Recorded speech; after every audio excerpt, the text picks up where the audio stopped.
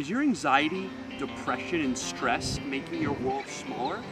Give me a few minutes and I'll show you how you can expand it.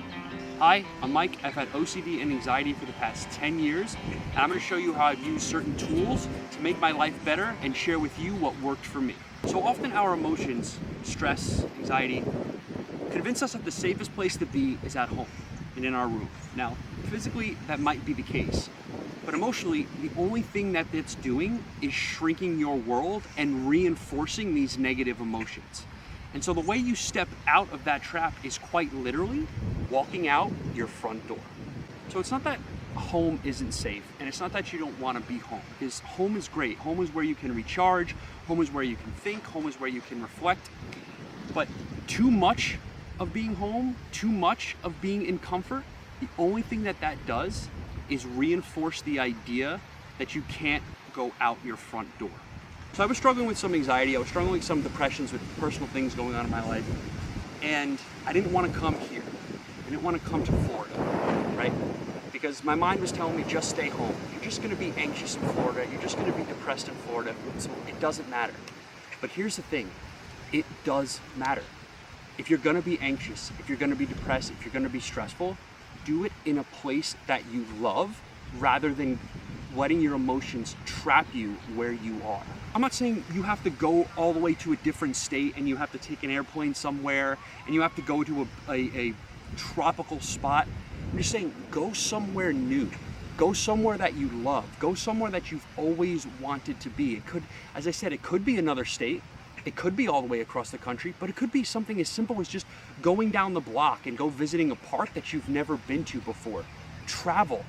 Traveling and moving around and going to different places and experiencing new stimulus helps your brain heal. It helps show your brain that we can still move, we can still experience new things while carrying these burdens of these emotions. Even though your home feels safe, and it is, if you're constantly in a place where you feel anxiety, depression, and stress, right? If there's a certain spot in your home, maybe you're sitting on the couch, maybe there's a certain spot at work, right? You give those emotions home field advantage. But when you travel, and when you go to new places, and when you experience new things, and when you experience new stimulus, this then brings that home field advantage to you. And now you're showing your mind that I can go to these new places, I can experience these new things while taking anxiety and depression and stress in my backpack along with me. And that's what it's about.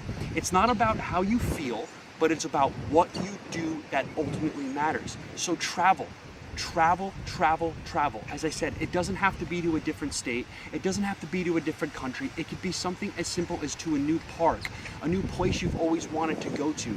Go and experience these new places to show your mind. Like, this is what it does. It literally rewires your brain to show your mind that we can go and do these things and experience these new experiences while having anxiety and depression or stress.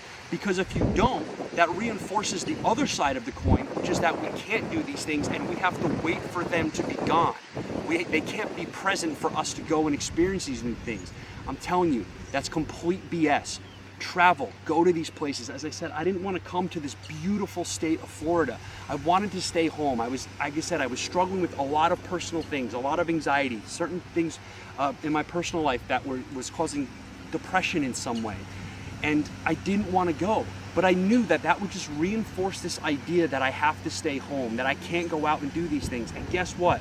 The second I came here, the second I landed, my mind was able to see that I can do these things at the same time. And ironically, what happens is, because you're so accepting of experiencing these emotions wherever it is that you are, they seem to dissipate. So travel, go to new places.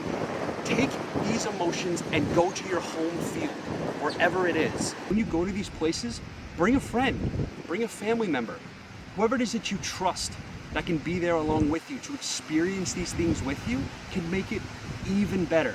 But here's the thing, even if they don't want to come with you, go by yourself. There's also something that's really freeing and empowering about going to these places even when there's nobody else there, and just giving yourself your own company. It's so interesting. It's the feeling of freedom that you get knowing that you made a decision that was going to be best for your future self, and you didn't let the emotions in the present moment dictate what you were going to do and what's going to be best for you. I'm telling you, kid, I'm telling you, travel, go to new places, give yourself that permission. You say, I have earned this. I know the things that I've been dealing with in my life. I know how I've been burdened with certain things, but I'm gonna go and enjoy these things anyway. That's all you have to do, kid, is literally walk out your front door and go to wherever it is you've been putting off, okay? Life doesn't always give us these answers, but it gives us these moments and it gives us these opportunities that we can use to create tools and lighthouses that we can use later on down in life that can help make us better people and that we can use to help enrich our life, okay? That's what this channel is all about. So if that's something that interests you, hit that subscribe button and travel. Go somewhere, kid. All right? I'll talk to you later. It's back. I understand that. Yes. Okay. I guarantee you, now that we can cut and it doesn't matter if any cars go by, it's gonna be dead silent. There's not a single car that's gonna go by. Tell me I'm wrong. There's not gonna be a single car that's gonna go by for the entire shot. But yesterday, I'm filming a short and I need the cars to stop for literally 59 seconds. A car came by every 12 seconds. Like they were waiting down the line. They're like, it's been 12 seconds. All right, drive, he's filming. Is home the safest place to be? That crocodile's moving. Just kidding, just kidding. But I thought he did move before, but just not now.